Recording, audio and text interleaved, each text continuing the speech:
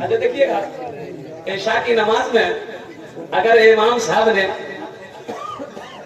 अम्मा यतसालून पढ़ दिया, अम्मा यतसालून अनिन नबइल अज़ीम अल्लज़ी हुम फी मुख्तलिफुन कल्ला सयअलमून सुम्मा कल्ला सयअलमून, अगर पूरी सूरत पढ़ दी सलाम के बाद ते तो कोई काम छोड़ दिन भर खाई जा मैं मस्जिद में सुते जा खेतस खटी के लाना हमरा दी तो का सूरत पढ़ क्यों जो इमाम साहब बोलेगा अच्छा ठीक है ठीक है ठीक है ठीक है गुस्सा मत, कल से छोटा सा, अच्छा कल से कुल अल्लाह वहद पढ़ दिया इमाम साहब, वेरी फालतू कुरान याद नहीं, खाली कुल ले पड़ी थी। छोटी पढ़ो तो मुसीबत, बड़ी पढ़ो तो मुसीबत, नीचे देखो तो मुसीबत, ऊपर देखो तो मुसीबत, ये इमाम जाए तो कहां जाए। नियत करते हैं लोग, नियत करता हूं मैं 4 रकात नमाज जोहर की पीछे इस इमाम, इसका मतलब क्या पीछे इस इमाम की, इधर बहुत गौर करने के बाद हमने सोचा कि पीछे इस इमाम की यानी इधर मतलब ये जी कि इमामों पीछू पड़ी जाए, इमाम चैन लेने मत हो। इमाम साहब ने मस्जिद के बगल में एक वो बेचारे थे,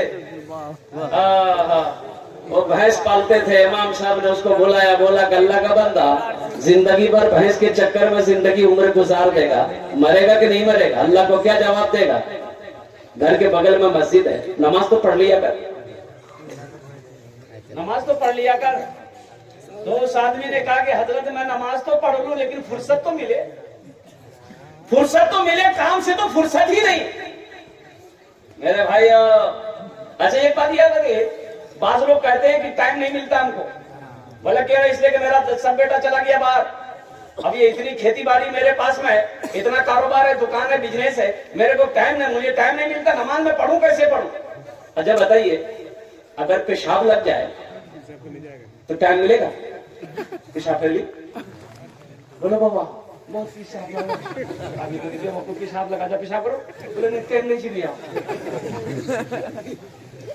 पेशाब के लिए टाइम है, पखाने के लिए टाइम है, गु गु गु ये चलते रहता है, तो जितना अलग सब फैक्ट्री इनकम, इसके भरने के लिए टाइम है, सोने के लिए टाइम है, काम के लिए टाइम है, हर चीज के लिए टाइम है। अगर टाइम नहीं है तो सिर्फ नमाज के लिए टाइम नहीं। अफसोस है कि नहीं, अल्लाह ने 24 घंटा दिया, 24 घंटे के अंदर में 1 घंटा अल्लाह के लिए नहीं निकाल सकते भाई, निकालोगे इंशाल्लाह? कितने लोग तैयार इंशाल्लाह नमाज पढ़ेंगे?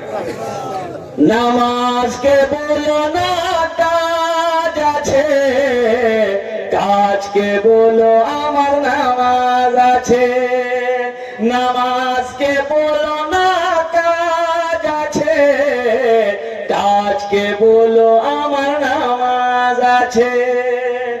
नमाज को ये ना बोलो कि मेरा काम है, काम को बोलो मेरा नमाज है, पहले मेरी नमाज है, पहले हम नमाज पढ़ेंगे फिर काम करेंगे। अरे काम तो बाद में होता रहेगा लेकिन नमाज नहीं मिलेगी। जो नमाज कज़ा हो जाएगी सारी जिंदगी उसकी कज़ा पढ़ते रहोगे, लेकिन जो सवाब इस वक्त मिलना था वो सवाब नहीं मिलेगा।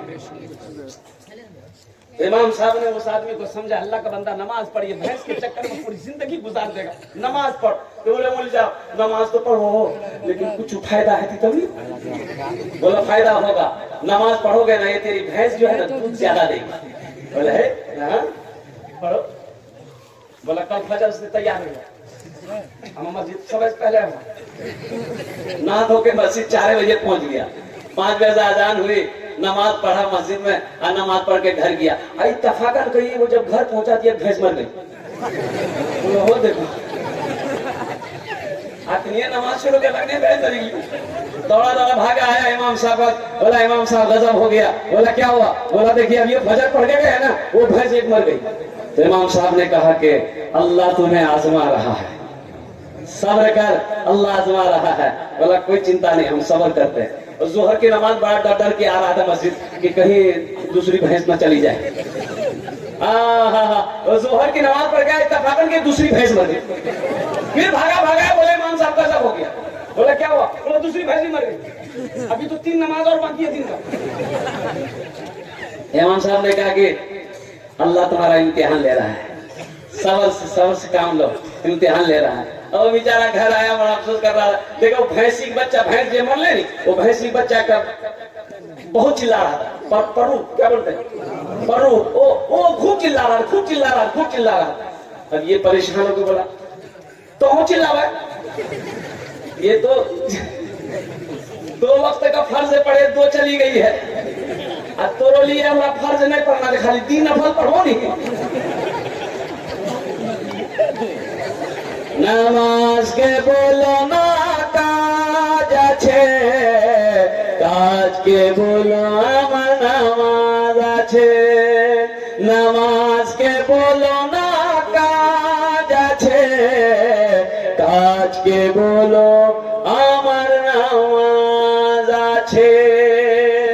इंशाल्लाह एक बार याद रखना, अल्लाह ने रमजान का अहकाम जमीन पर जारी किया, अल्लाह ने हज का अहकाम जमीन पर जारी किया, अल्लाह ने सदका खैरात का अहकाम जमीन पर जारी किया। लेकिन जब नमाज की बारी आई, अपने प्यारे महबूब जनाब मोहम्मद रसूलुल्लाह, सारे लोग बोलो सल्लल्लाहु अलैहि वसल्लम को अर्श पे बुलाया।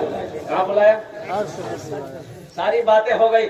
और मेरे बच्चों सुनो, ये जो आसमान है ना, जमीन से लेकर पहले आसमान तक जितनी दूरी है, ओ दूसरे पहले आसमान से दूसरे आसमान तक की भी उतनी दूरी है।